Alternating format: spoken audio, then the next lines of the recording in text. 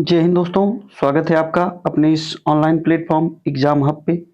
आइए हम लोग बिहार में जो स्टेट का पेपर लगा हुआ है साइंस बैकग्राउंड का, विज्ञान वर्ग में, ये काफ़ी महत्वपूर्ण होगा क्लास। और आप लोग जो प्रीवियस ईयर पेपर है उस पे भी काम कर रहे होंगे या फिर प्रैक्टिस वगैरह कर रहे होंगे, तो उन्हीं सब सवालों को लेके हम लोग आए हैं। और आज बहुत ही अच्छे महत्वपूर्ण कुछ सवाल है केमिस्ट्री से, तो उन्हीं को हम लोग देखेंगे। और जो बार-बार बहुत कन्फ्यूजन करते हैं, आज वो कन्फ्यूजन भी लगभग मैं पूरी कोशिश करूँगा कि चीज़ों को अच्छे से समझा के आप लोगों को ये जो महत्वपूर्ण क्लास है प्रोवाइड कराऊँगा। तो चलिए हम लोग देखेंगे एक-एक महत्वपूर्ण सवालों को, और आप लोग भी अपना आंसर टिक करते रहिए। देखिए कितने सवाल आपके सही हो रहे हैं। ये सब ऐसे सवाल हैं जो बार-बार एग्ज़ाम में पूछे जाते हैं। प्रीवियस ईयर पेपर को आधार बनाकर हम लोगों ने क्वेश्चन को तैयार किया है और उसी पे हम लोग काम करेंगे। और अगर ये क्लास आपको अच्छी लगेगी तो भैया चैनल को सपोर्ट करिएगा, लाइक, शेयर, सब्सक्राइब करते रहिएगा। चलिए, क्वेश्चन कह रहा है परमाणु नाभिक के अवयव हैं। परमाणु नाभिक के कौन-कौन से अवयव हैं? आप लोगों ने देखा होगा कि जो परमाणु है उसमें इलेक्ट्रॉन, प्रोटॉन और न्यूट्रॉन होते हैं। तो इसमें बताना है आपको कि कौन-कौन से इसमें अवयव हैं जो परमाणु के हैं। जैसे कोई परमाणु है उसमें इलेक्ट्रॉन जो होता है वो बाहरी कक्षा में होता है। ये थोड़ा-सा ध्यान दीजिएगा। तो आप लोगों ने जो भी पढ़ा है केमिस्ट्री में या फिर रिवीजन कर रहे होंगे, तो आप लोगों को ये क्वेश्चन तैयार होगा, हम उम्मीद करते हैं। तो इसका जो राइट आंसर है वो क्या होगा? परमाणु नाभिक के अवयव कौन-कौन से हैं? तो इसका जो राइट आंसर है प्रोटॉन और neutron. C is the right answer. क्योंकि इलेक्ट्रॉन जो होता है वो बाहरी कक्षा में होता है, उसको जो है परमाणु नाभिक का अवयव नहीं माना जाता। चलिए, अगर पूछे आपसे इलेक्ट्रॉन की खोज किसने की है, प्रोटॉन की खोज किसने की है, न्यूट्रॉन की खोज की है किसने, तो वो भी पूछा जाता है। या फिर परमाणु की खोज किसने की है, तो आप बताएँगे परमाणु नाभिक की जो खोज की है। परमाणु नाभिक की खोज किसने की है, तो आप बताएँगे कि रदरफोर्ड ने। किसने खोज की है? रदरफोर्ड ने। ये एग्ज़ाम में पूछा गया है। और अगर आपसे पूछे कि इलेक्ट्रॉन की खोज किसने की है, तो जे थॉम्सन ने की है। प्रोटॉन की खोज गॉल्ड स्टीनर ने की है और न्यूट्रॉन की खोज चैडविक ने की है। ये थोड़ा-सा याद रखिएगा। चलिए, अगला सवाल देखेंगे हम लोग। कह रहा है निम्न में से कौन-सा अणु, जिसे एटम कहते हैं, का भाग नहीं है? निम्नलिखित में से कौन-सा अणु का भाग नहीं है? इलेक्ट्रॉन, प्रोटॉन, न्यूट्रॉन और फोटॉन। तो इसका जो राइट आंसर है वो क्या है भैया? D is the right answer. D is the right answer. आपने देखा होगा कि जो प्रकाश चलती है, कई लोगों ने बताया कि ये फोटॉन के रूप में चलती है, कणों के रूप में चलती है, तो ये उससे संबंधित है। बाकी इलेक्ट्रॉन, प्रोटॉन, न्यूट्रॉन हम लोगों ने देखा कि ये एटम के भाग होते हैं। फोटॉन एटम का भाग नहीं होता है। इलेक्ट्रॉन की खोज किसने की है, प्रोटॉन की खोज किसने की है और न्यूट्रॉन की खोज किसने की है? अभी हम लोगों ने देखा कि इलेक्ट्रॉन की खोज ये एग्जाम में पूछा गया है, थॉम्सन ने किया है। प्रोटॉन की गाल्डस्टीनर ने किया है और न्यूट्रॉन की चैडविक ने किया है। अगर पूछे परमाणु नाभिक की खोज किसने की है, तो रदरफोर्ड ने की है। ये भी एग्जाम में पूछा गया है। अगला सवाल देखेंगे हम लोग। कह रहा है परमाणु नाभिक किसने खोजा था? अब देखिए सवाल पूछ दिया परमाणु नाभिक किसने खोजा था, तो आप बताएंगे कि रदरफोर्ड ने खोजा है। इसका जो राइट आंसर है वो क्या होगा? A is the right answer. Einstein ने सापेक्षता का सिद्धांत दिया है और थॉम्सन ने जो है ये प्रोटॉन की खोज की थी इन्होंने। ये भी थोड़ा सा याद रखिएगा। सॉरी, गाल्डस्टीनर ने की थी। थॉम्सन या थॉम्सन ने इलेक्ट्रॉन की खोज की थी। ये थोड़ा सा ध्यान रखिएगा। चलिए, अगला सवाल देखेंगे हम लोग। पेपर बहुत टफ नहीं बनेगा, आराम से बिल्कुल रिलैक्स मोड में जो भी चीजें पढ़ी गई हैं उसी को रिवाइज करते रहिए। चलिए, इसका आंसर दीजिए। एटम में न्यूट्रॉन की खोज किसने की है? अब देखिए, न्यूट्रॉन की खोज पूछ दिया है कि न्यूट्रॉन की खोज किसने की है। ये प्रीवियस ईयर पेपर को आधार बना के क्वेश्चन सेट किया गया है। अब ऐसा नहीं किसी गंदी टेस्ट सीरीज का ये सवाल है, ये आयोग के द्वारा पूछे गए सवाल है। तो कह रहा है एटम में न्यूट्रॉन की खोज किसने की है, तो न्यूट्रॉन की खोज किसने की भैया? चैडविक ने की। किसने की है? चैडविक ने की है। थॉम्सन ने, जे थॉम्सन ने किसकी खोज की है? इलेक्ट्रॉन की खोज की है। ये न्यूट्रॉन की बात कर रहे हैं। न्यूट्रॉन की खोज की है किसने? चैडविक ने। थॉमसन ने इसकी खोज की है इलेक्ट्रॉन की। रदरफोर्ड ने नाभिक की। रदरफोर्ड ने नाभिक की खोज की है, यहां लिख देते हैं, नाभिक की खोज की है। और थॉमसन ने इलेक्ट्रॉन की खोज की है। न्यूट्रॉन ने चैडविक की खोज की है। चलिए, न्यूटन का आपने ला पढ़ाई होगा, उसके बारे में क्या ही बताना है, आप लोग तो जानते होंगे। चलिए, अगला सवाल कह रहा है, अच्छा अगर आपसे पूछे कि ये जो सवाल है, एटम, ये जो शब्द है एटम की, जो कह सकते हैं कि एटम किसे कहते हैं? इसे ही परमाणु कहते हैं। क्या कहते हैं? परमाणु। परमाणु किसे कहते हैं भैया? वह तत्व, तत्व का वह छोटा से छोटा कण, तत्व का वह छोटा से छोटा कण जो किसी भी रासायनिक अभिक्रिया में भाग ले सकता है लेकिन स्वतंत्र नहीं रह सकता। और एटम जो होता है वो विद्युत रूप से उदासीन होता है, उदासीन होता है। ये भी थोड़ा सा ध्यान रखिएगा। अच्छा, अगर पूछे अणु की बात करें, अणु जिसे हम कहते हैं मॉलिक्यूल, मॉलिक्यूल,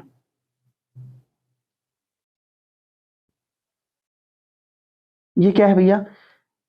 तत्व तथा यौगिक का वह छोटे से छोटा कण जो स्वतंत्र अवस्था में रह सकता है। ये स्वतंत्र नहीं रहता, एटम स्वतंत्र नहीं रहता, लेकिन ये जो मॉलिक्यूल है ये स्वतंत्र रह सकता है। कहाँ? तत्व तथा यौगिक का वह छोटा से छोटा कण जो स्वतंत्र रह सकता है उसे मॉलिक्यूल कहा जाता है। तत्व का वह छोटा से छोटा कण जो किसी रासायनिक क्रिया में भाग ले सकता है लेकिन स्वतंत्र नहीं रह सकता, उसे हम एटम कहते हैं। चलिए, अगला सवाल देखेंगे हम लोग। निम्न में से एक अणु परमाणु कण नहीं है। परमाणु का कण नहीं है, कौन सा? न्यूट्रॉन, प्रोटॉन, न्यूट्रॉन और इलेक्ट्रॉन। अभी हमने देखा इलेक्ट्रॉन भी है, प्रोटॉन भी है, न्यूट्रॉन भी है और इलेक्ट्रॉन भी है। ड्यूट्रॉन नहीं है भैया, सी इज द राइट आंसर। पूछ रहा है नहीं है, कण नहीं है, तो कौन सा इसका आंसर होगा? C is the right answer, deuteron नहीं है। अगला सवाल देखेंगे हम लोग। ये क्या कह रहा है? जिस तत्व के परमाणु में 2 प्रोटॉन, 2 न्यूट्रॉन और 2 इलेक्ट्रॉन हो, उस तत्व की द्रव्यमान संख्या कितनी होती है? अच्छा सवाल है, इसको लगाइए और कॉन्सेप्ट समझिए कि होता क्या है ये, है ना। बिल्कुल कंफ्यूजन में नहीं रहना है। कह रहा है कि 2 प्रोटॉन, 2 न्यूट्रॉन और 2 इलेक्ट्रॉन हो, उस तत्व की द्रव्यमान संख्या कितनी है? द्रव्यमान संख्या पूछ रहा है। तो द्रव्यमान संख्या बराबर होता क्या है, पहले ये जान लीजिए। द्रव्यमान संख्या किसे कहते हैं, या द्रव्यमान संख्या बराबर क्या होता है? द्रव्यमान संख्या बराबर होता है प्रोटॉनों की संख्या और न्यूट्रॉनों की संख्या।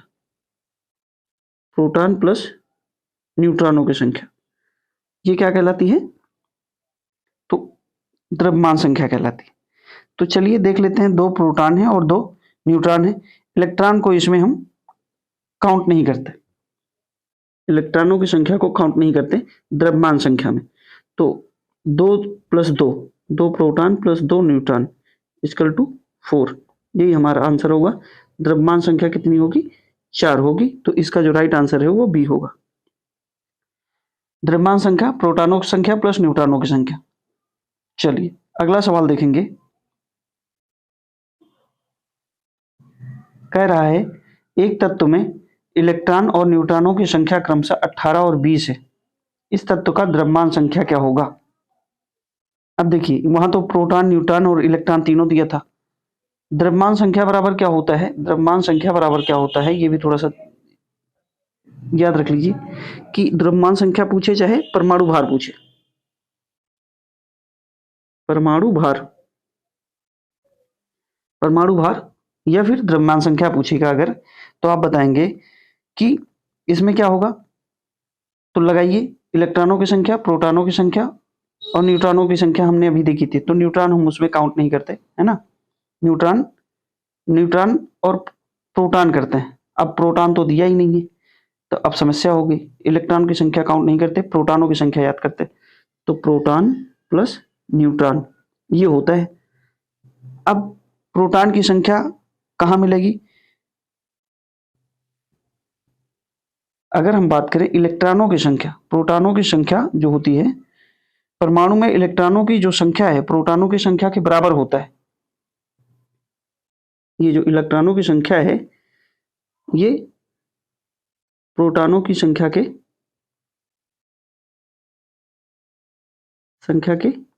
बराबर होता है, बराबर होता है।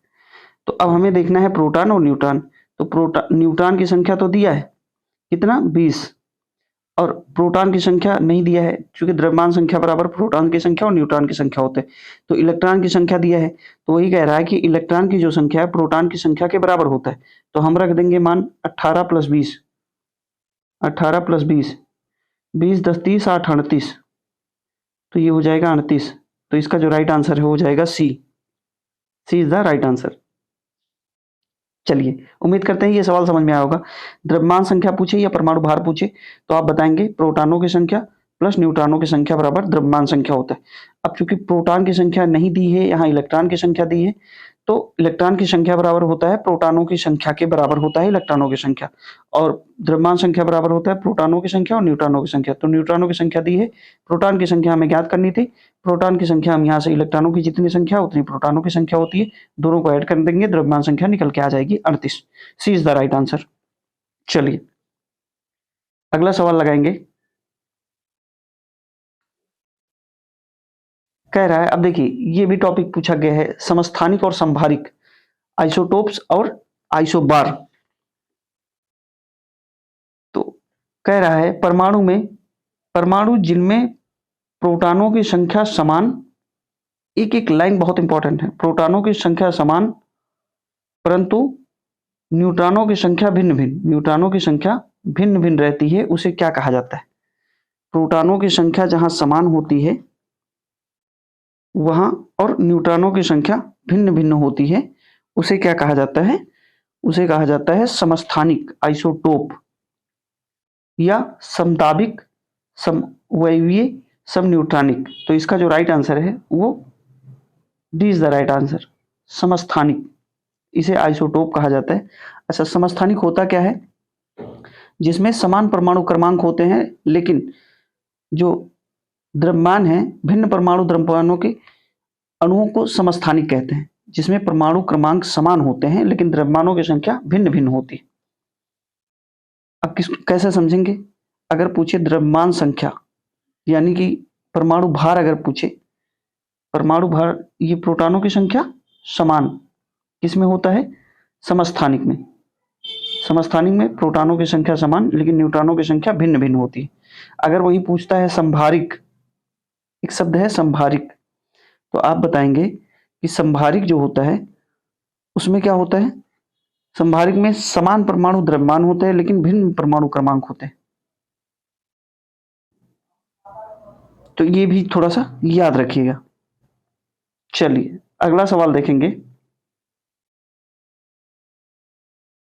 रेडियो एक्टिविटी मापी जाती है, किससे मापी जाती है? रेडियो एक्टिविटी किससे मापी जाती है, वही पूछ रहा है। तो इसका जो राइट आंसर है हाइड्रोमीटर, गाइडर काउंटर से, सिस्मोमीटर से, अमीटर से। अमीटर से तो क्या नापा जाता है? विद्युत धारा। हाइड्रोमीटर से आर्द्रता मापी जाती है, आर्द्रता मापी जाती है या फिर घनत्व मापा जाता है? आप लोग कमेंट करके बताइएगा। सिस्मोमीटर या सिस्मोग्राफ से भूकंप की तीव्रता मापी जाती है। तो इसका जो राइट आंसर है B is the right answer. Radioactivity मापी जाती है गाइडर काउंटर से, और इसकी खोज किसने की थी? बैकुरेल ने की थी 1896 ईस्वी में। ये भी थोड़ा सा याद रखिएगा। अगला सवाल देखेंगे हम लोग, बस एक दो सवाल बचा हुआ है, ये अंतिम सवाल है। रेडियो एक्टिविटी का आविष्कार किया था, रेडियो एक्टिविटी का आविष्कार किसने किया था आपको बताना है। रदरफोर्ड, बैकुरेल, बोर ने, मैडम क्यूरी ने। आप लोगों को पता होगा कि मैडम क्यूरी जो है वो रेडियो तत्वों की खोज किसने की थी? मैडम क्यूरी और पियरे क्यूरी। ये अगर हम इसकी बात करें तो रेडियो तत्व की खोज, रेडियो तत्व की खोज मैडम क्यूरी और पियरे क्यूरी, पियरे क्यूरी। और इसका जो राइट आंसर है वो क्या होगा? इसका जो राइट आंसर है वो B is the right answer. Becquerel ने की थी रेडियो एक्टिव का आविष्कार, रदरफोर्ड ने नाभिक की खोज की थी। तो ये थोड़ा सा याद रखिएगा इन तीनों को। तो हम उम्मीद करते हैं भैया कि ये क्लास आपको अच्छी लगी होगी, और अगर अच्छी लगी है तो चैनल को सपोर्ट करिएगा, लाइक शेयर सब्सक्राइब करते रहिएगा, और थोड़ा सा प्रैक्टिस करते रहिए, ज़्यादा से ज़्यादा सवालों पे प्रैक्टिस करते रहिए। कि अगर आप लोग कहेंगे तो हम इसको पीडीएफ टेलीग्राम पे प्रोवाइड करा देंगे। रिवीजन करते रहिए। अब 2-4 दिन और बचा हुआ है शेष, विज्ञान वर्ग के जो स्टेट का पेपर देने वाले हैं उनके लिए। तो रिवीजन पे ज़्यादा काम करिए, वैसे भी बहुत टफ नहीं है। 75 नंबर ही तो लाने हैं, 50% नंबर लाने हैं, 50%, यानी कि अगर 150 का 50% निकालेंगे तो 75 नंबर लाने हैं आपको। तो उसमें बहुत परेशान नहीं होना है, सब पास हो जाएंगे। चलिए आज इतना ही रखेंगे, मिलेंगे अगली क्लास में, तब तक के लिए जय हिंद।